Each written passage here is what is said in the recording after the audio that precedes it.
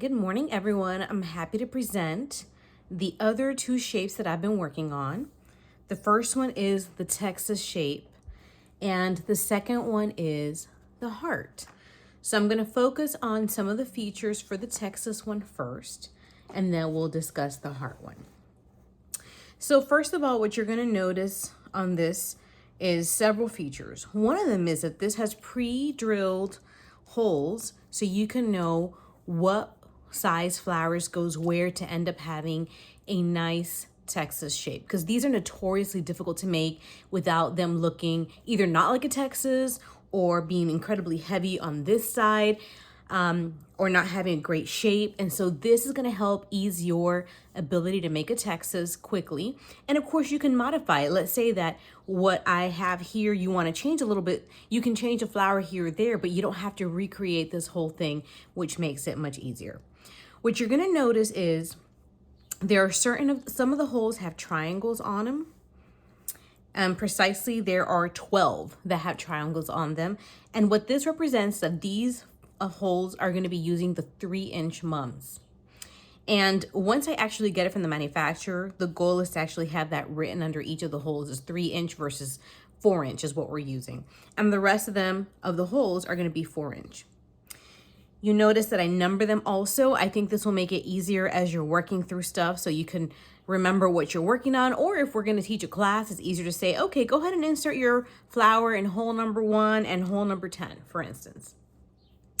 Okay, so those are two of the features. The other feature is these squares right here. As you recall from the previous backers, this is to help align with the skirt, okay? So I'm gonna show you what that looks like. Now, my manufacturer had me make these squares bigger because their machines can't handle smaller ones. So we ended up doing this. I'm gonna show you the two positions that it has. This is a 16-inch skirt backer. And we have this position to where it comes out to here. And we have this position where it starts a little closer to the top, okay? And regardless, you can align it here. Some people have been talking about using some kind of way of fastening it. You can do that as well. But in terms of actually attaching it to staple it, this has this feature, this opening right here to give you the space to put the stapler in. Once you have it aligned, you can come in and staple, and it's much easier. Of course, your skirt backer is going to come from the back, but I'm just showing it to you from the front so you can see what that's going to look like. But we can try it like that. So we'll go through the back, make sure that it's well aligned, and then come in and staple. Okay, that will make it so much easier. And of course, another item that you probably have noticed are these lines right here on the edges. These are supposed to give you guidance for you to get your hoops in or your ruffles in to kind of make it equivalent. It's about half an inch away from the edge. But you're also going to notice this line right here. See, on this side, we have the outer edge line and we have the inner edge line. And that is to give you choices. So for instance, I've realized that a lot of Texas, the reason they look strange is because we're making them accurately. You see that Texas on this side is like, there's a lot going on right here. But when you fill it up with flowers and then you have the ruffles on top of it, it can make this part look very bloated and misshapen, even though that's actually accurate, like geographically. And so I tend to prefer the look of bringing the ruffles in a little in and just having the flowers here. And then it still gives the Texas shape, but it doesn't look as bloated. However, I wanted you to have the option. So I kept the Texas geographically, accurate, and left both lines. So if what you want to do is put the flowers here, put your ruffles here, you can get some deconstructed flowers and glue them in here, and then it still gives it that extra shape if you want to do that instead. So you have options with this Texas. Okay, this one is a 15-inch wide Texas. I know it says 13-inch wide heart, but that was an error right there. It's obviously not a heart. So 15-inch Texas. So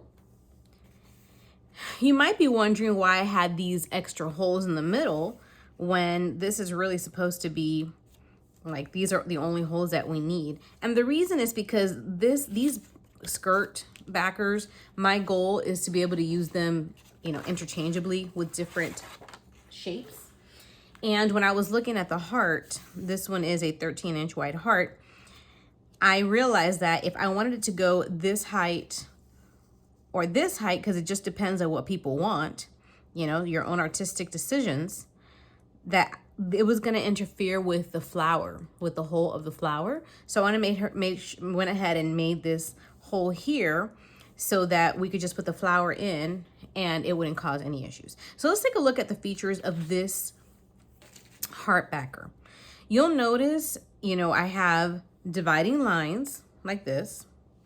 I have some lines like this to give you some guidance. And I also have the holes with the mum sizes here. And yes, we're gonna make a smaller heart as well, but just be patient with me, please, on that. And then it also has these openings to allow for easier access for the staple for the hoops. We have it on both sides and at the bottom as well. Okay. And of course, what that does is it also gives us the ability to get the skirt backer in, regardless of the height, regardless whether it's here or here. This bottom slit serves a dual purpose of allowing you to staple the hoops in here, but also come in and staple the skirt. Okay. And then the nice thing is that if you want to get some extra staples in there, you can also access them from here. And you get some extra staples on both sides. Make it stronger. Now, in terms of the guiding lines, you know, the reason why I couldn't give more exact guiding lines is because, you know, different people are going to use different items around their, you know, around the heart. You can use a ruffle, so this line will be helpful for that. You can also use loops. And these loops can vary in size. These right here are 2 inches, but if you have 2.5 inches, it's wider. So I didn't want to make lines, you know, forcing you to have to use it only with a specific size. But it still gives good guidance. So I'm going to give you an example of how this could be helpful. So I'm going to, you know, use this right here. Let's pretend that I want my ruffles to start this way. And then I start making my way around, so that I know that by the time I get to this line right here, I have 3 loops on one side. All right, so now I'm gonna continue going.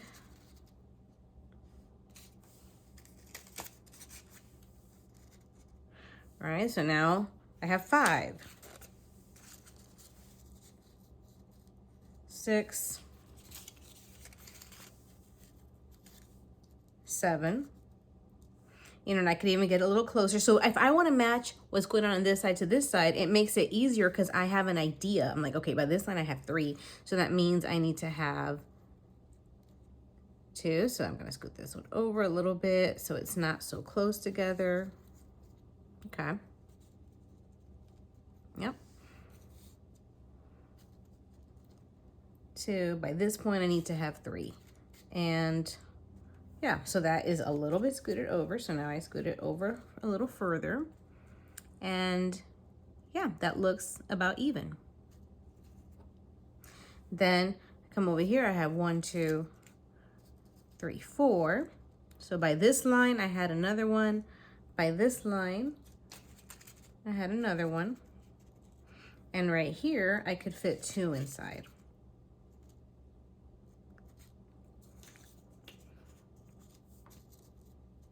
And then I can actually put this one in the middle and put another one in the middle if that's what I want.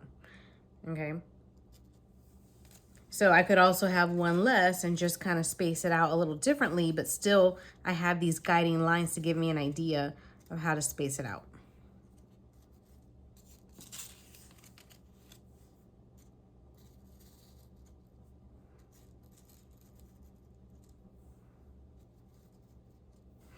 And this, the goal of this, again, is to save you time, energy, and make sure that you don't make too many mistakes or have to like pull these things out, these loops out. So this should make it a lot easier. Let me know what you think. What are your favorite features?